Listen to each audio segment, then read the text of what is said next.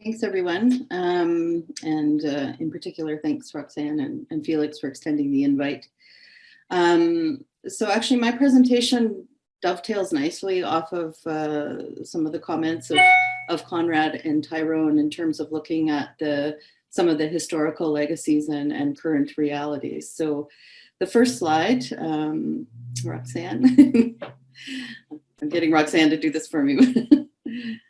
Yeah, so we'll just proceed then looking at some of the historical context for crime and violence. So some of the history around the criminalization of sexual and gender identities in Canada links very closely and directly, in fact, with some of those colonial legacies that Conrad and Tyrone outlined very well in their presentation. And when we look around the world, we see that the criminalization of homosexuality, cross-dressing, and other laws that govern gender and sexuality are very much linked to colonial influences and legal systems set up when colonizers landed in certain countries and found expressions of gender and sexuality that were uncomfortable for them.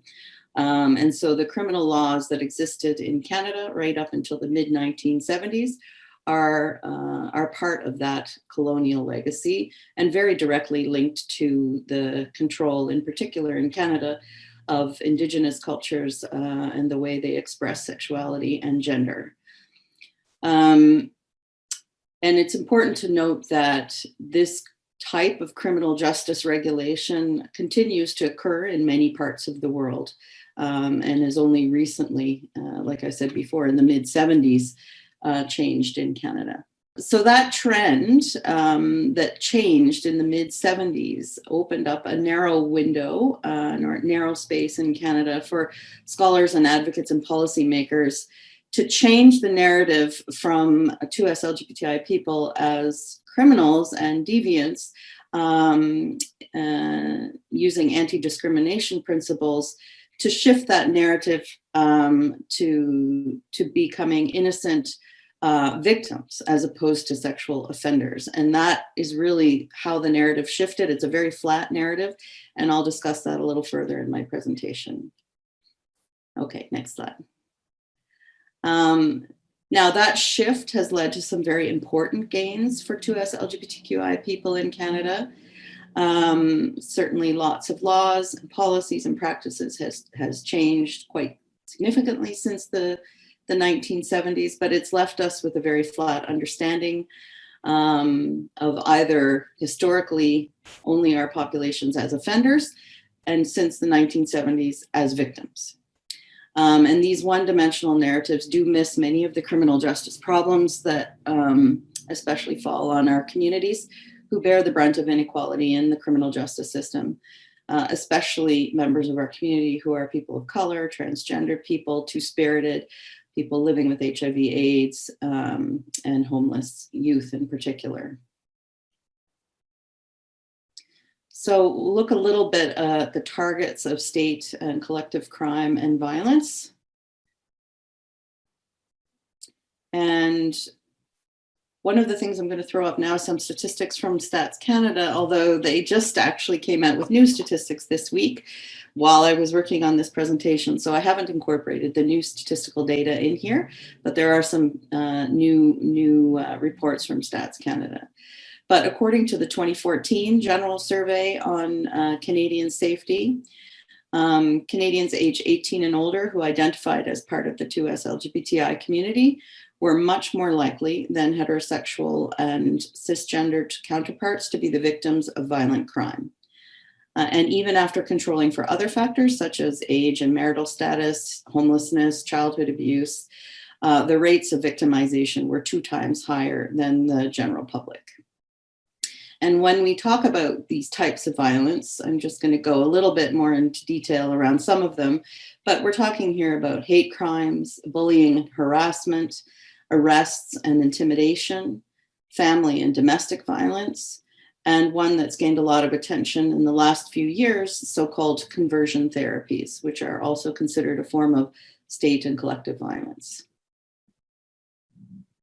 So I'm going to take a bit of a deeper dive into hate crimes and look at some of the stats around this. This is again a Stats Canada report. If you look at the bottom, you'll see that the top 4 candidate categories for motivation for hate crimes are race and ethnicity, religion, sexual orientation, and I think that's been expanded now to gender identity, and language. But one of the things I want to draw your attention to is that between 2015 and 2019, the percentage of hate crimes motivated by sexual orientation increased more than any of those other categories. Now, I think during the pandemic, we might see a shift back to race and ethnicity being a higher percentage, but I just wanted to draw that there is an increase in hate crimes, even in our recent history leading up to 2019. Next slide. So what happens when you add in a stress factor like climate change to this existing condition? When people face a crisis, they often resort to an unfortunate human tendency, which is to protect their own and find a scapegoat to blame problems on. And we already know that this can really exacerbate hate-motivated crimes. This has been obvious with the alarming rise of anti-Asian hate crime during the pandemic, as we've all seen. And as shown on previous slides, we know the rates of hate crimes towards the 2S LGBTI population during so-called normal conditions are already quite high. So the next slides indicate the kind of hate speech that we've seen in our communities around disasters linked to climate change. So these are some articles that I've been able to pull out from newspapers and blogs around the world.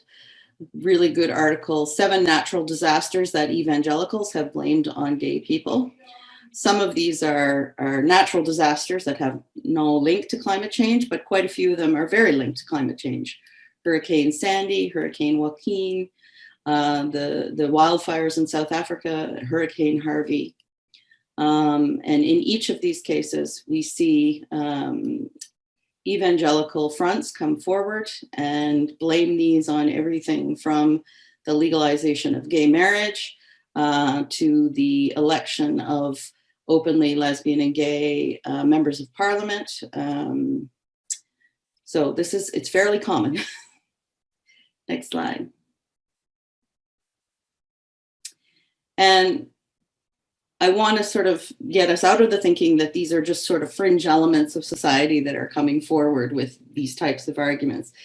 This is on the left is an example of a pastor who wrote a very compelling blog. It's God Judging America Today. This is the same pastor who led the weekly Bible study group for all of former President Donald Trump's cabinet on a weekly basis. He blamed the coronavirus pandemic on several groups, including those who have a proclivity towards lesbianism and homosexuality, and has made similar comments around climate change disasters.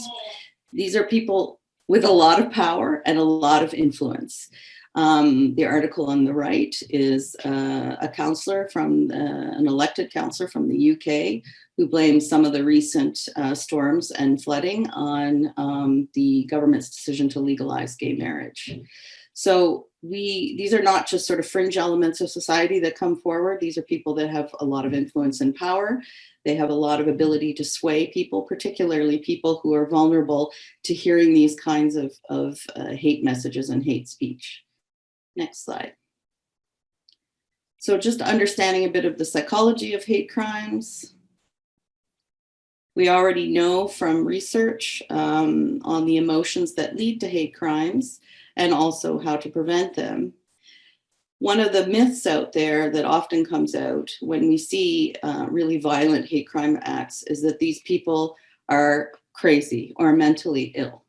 But there's actually very good psychology data that that's not the case for most people who commit hate crimes. There's a lot of evidence of premeditation and of a pyramid approach, starting with underlying prejudices and bias that then move up into becoming more violent acts, and then eventually at the top of the pyramid, you have genocide.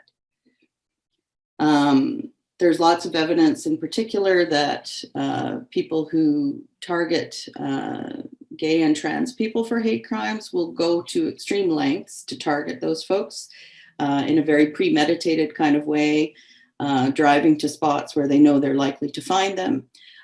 So these aren't just acts that are committed necessarily in moments of rage or off the cuff. There's a lot of premeditation that goes into these. So, and I'm going to do a couple of these sort of mathematical narrative equations throughout the presentation. So we have high rates of hate crime already, as indicated by the Stats Canada data. We have a social climate of increasing hate speech by some of these influencers that I just noted in the presentation. And then you add in a climate change stress factor to all of this, and what you're left with is the opportunity for a potential hate crime crisis. Now I want to look a little more closely at state violence and intimidation of 2S LGBTQI communities. I would ask, and I'm not going to be able to see you, but how many of the people in this room have heard of the LGBT purge in Canada? So if you haven't heard of this, this is Canada's longest and most harmful state-sponsored campaigns of discrimination against the 2S LGBTI community. It targeted military personnel, federal public servants. It was a federal government enacted policy between the 1950s and right up until the mid-1990s. We're not talking about ancient history here. During this time, 9,000 2S LGBTQI employees of the Canadian Armed Forces, the RCMP, and the Federal Public Service were targeted, investigated, interrogated, followed, abused, victimized, traumatized, and ultimately fired in accordance with policy and sanctioned practice, simply for being 2S LGBTQI. In 2016, Purge survivors launched a nationwide class action lawsuit against the Canadian government. And in 2018, the government of Canada reached a settlement with them of $145 million, $110 million set aside to pay damages to the victims, and $15 to $25 million allocated for reconciliation and memorialization measures. This often also led to a public apology by Prime Minister Trudeau. And while many developments have been made in the public service, RCMP and armed forces, Egale Canada, my employer, just released a report in May looking at, called Emerging from the Purge, looking at how far these institutions have come. And it's not great for a lot of them. And in particular, the RCMP, for instance, is still only at the very, very beginning of efforts towards 2S LGBTI inclusion within their forces. So in addition to these internal practices, there's also lots of evidence that our communities have long been both over-policed in Canada and under-protected for many years. And we see this complicated relationship with police and security forces highlighted around this time of year, every year, in discussions across the country around the participation of police and armed forces in pride parades and events across the country. So then we add in a stress factor like climate change. And we look at some of the data that's emerging around the pandemic, because the pandemic right now is offering us a very interesting window into some of these responses. And we know that during emergencies and disasters, catastrophes, law enforcement organizations have primary responsibilities to provide the necessary functions of securing public safety. And the presence of multiple providers in policing during a climate crisis can accelerate the pluralization of policing and exacerbate trends of securitization. I found a very interesting blog from Leiden University, Leiden, I'm not sure if I'm saying that right. I know there's people here who will correct me, and their Security and Global Affairs blog looking at the pandemic. And one of the things that they noted is that the pandemic allowed them to cast an interesting spotlight on the nexus of policing and more precisely public health, and the role of the multitude of security providers that have become involved in policing the pandemic. And so beyond even conventional police, private and security contractors, military, paramilitary, municipal regulations officers, citizen initiatives, and even PhD students have been given powers to enforce pandemic policies and maintain public order. Health agencies across the globe have become now an ally of police forces in regulating and enforcing anti-pandemic policies. And in a criminological landscape, all of this resonates with an expanding debate around the pluralization of policing, a phenomenon which entails increased significance of new competing state and non-state security actors to perform a wide range of policing functions. So we already know that our communities have experienced high rates of over-policing.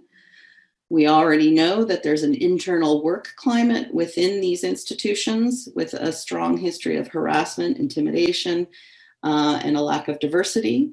And then you add in a stress factor like climate change, and you have a lot of potential harm for increasing trends of securitization towards the 2S LGBTI community and other communities. Next slide. So this level of crime, violence, and discrimination creates ongoing vulnerabilities for our communities. We know there's lots of data out there, and I haven't gone into a lot of it. Egale's got a lot of reports on this, but we know that our populations make up a significant percentage of people who are disproportionately food insecure, under or unemployed, living in poverty, housing insecure. In particular, a very large percentage of homeless youth identify as 2S LGBTIQ. Our own research on the impacts of COVID-19, again, this provides an interesting window, show that half of 2S LGBTQI households have faced layoffs or reduced employment in the pandemic. This compares to only 39% of overall Canadian households. It also proves that our communities are less confident in their ability to bounce back after the pandemic. Our communities have reported greater current and expected impacts of COVID on their physical and mental health and overall quality of life. And this is expected, this impact in 2 months' time or sort of post-pandemic is expected to rise compared to at a rate of 58% compared to only 42% of non-2S LGBTIQ identified people.